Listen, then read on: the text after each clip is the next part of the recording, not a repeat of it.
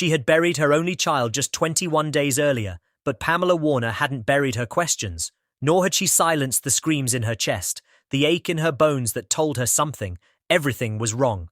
And when she stumbled upon that black USB hidden beneath the floorboard, sealed inside a fireproof envelope Malcolm had clearly placed there for her to find, the pain shifted from vague and suffocating to blistering, sharp, righteous. Because now she had something tangible, something real, something undeniable. Proof that her son's death, publicly dismissed as a tragic accident, a simple drowning of a beloved actor at the peak of his career, was anything but accidental. No, this was calculated, coordinated, and covered up with a speed and coldness that chilled her deeper than any coroner's report ever could, especially since they never even sent her one. Just a phone call with a stranger's voice on the line saying, "We're sorry, Miss Warner. Your son's body was recovered from the marina." And the words accidental drowning dropped into her lap like a lie they assumed a grieving mother wouldn't question. But Pamela had always known Malcolm. Every freckle, every fear, every moment of his rise, and every tear behind it. And when she opened that USB and saw his face on her laptop screen, sitting on the edge of his bed, eyes red, hands trembling, whispering into the camera, "If you're watching this, I'm already gone." She didn't just cry. She collapsed, because that was not the voice of someone unwell, that was not paranoia, that was clarity and fear and desperation and truth wrapped inside the fragile armor of a final confession, as he told her, "They're coming for me, Mum, because I know too much." And what followed wasn't drama. It wasn't imagination. It was horror. Secret recordings from inside Hollywood studios. Names spoken in hushed tones, executives laughing about hush money, about ruined lives, about NDAs so thick they could smother truth itself. And as Pamela scrolled through the USB, her hands shaking, her breath shallow, she opened folder after folder marked with chilling titles: meetings, witnesses, rep. And in them, she found audio files of conversations that were never meant to be heard. Agents threatening silence, producers discussing removal strategies, and then the folder that broke her, BTC, Behind the Curtain, Malcolm's unfinished documentary, the one he'd told her was just about the business, but which, in reality, was a brutal exposé of a rotten industry where fame was currency and silence the cost of survival. The footage inside showed young assistants crying, hidden cameras in studio meetings, and a gut-wrenching confession from a drunken A-list actor saying, "We all know what happened to Corey, and we all know why." And Pamela's heart shattered as she realized Malcolm had uncovered a web of abuse, manipulation, and secret islands where executives took young hopefuls under the guise of industry retreats. And then came the timestamps. The dates of other actors' deaths, each of them written off as overdoses, suicides, freak accidents.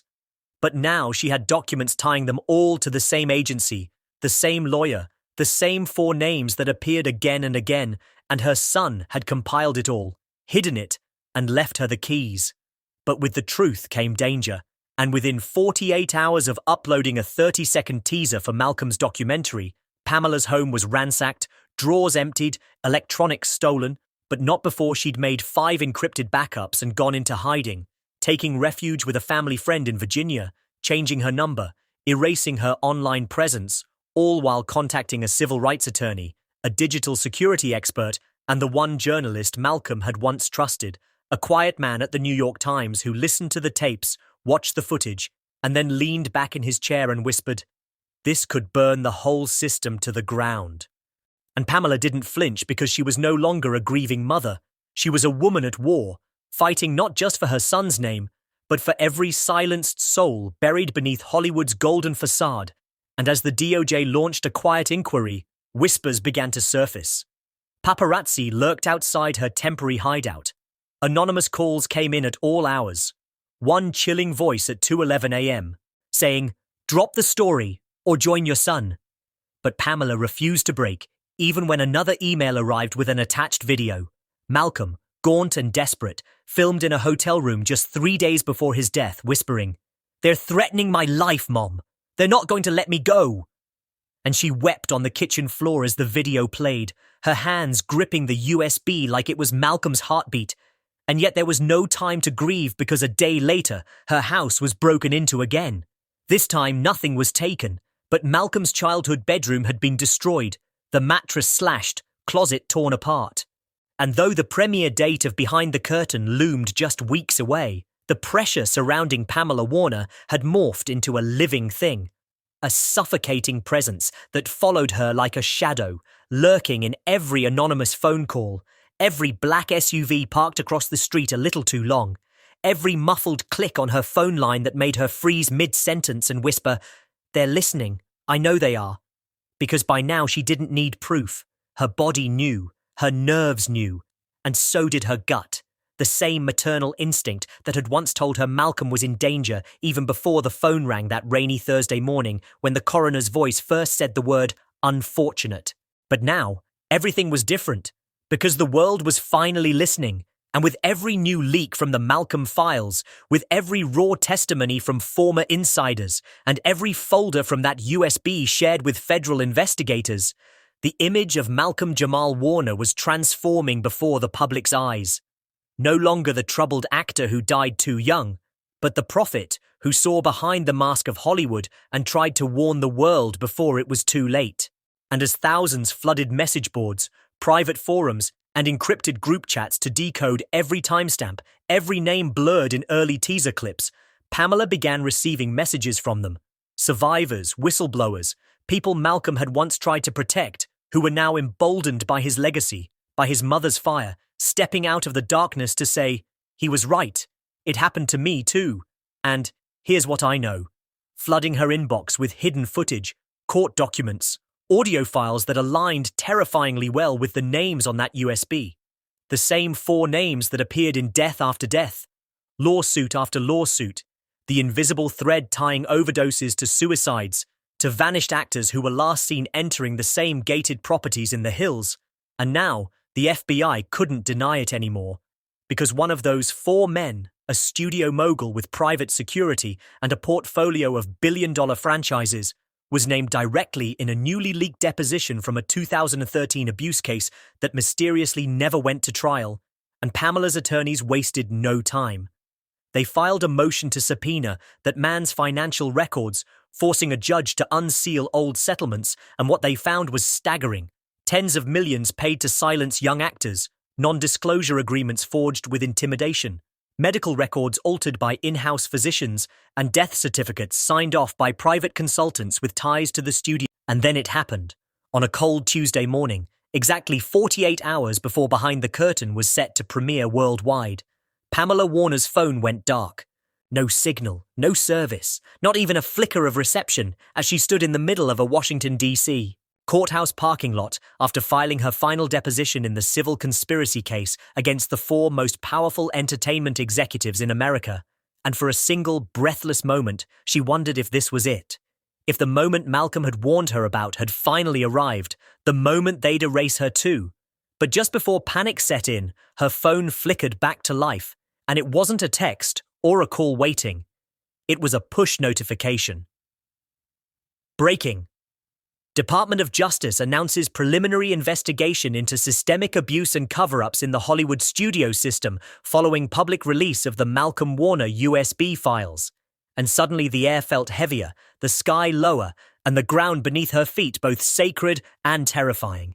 Because now the world couldn't look away, even if it tried. Headlines flooded every platform.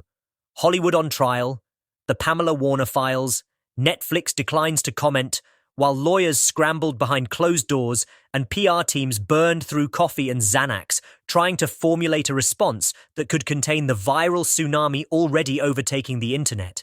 And as the first full trailer of Behind the Curtain dropped, showing glimpses of the hidden footage, the blurred-out faces, the whispered confessions of survivors stitched together with Malcolm's trembling testimony, the world collectively held its breath. And when the final line of the trailer hit, Malcolm's voice saying, "If you're hearing this, they got me. But you can still hear me, right?"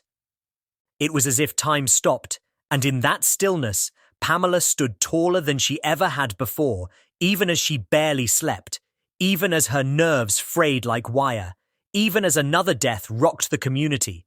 A young former Disney actor found dead in a hotel just days after tweeting, "Pamela Warner is telling the truth."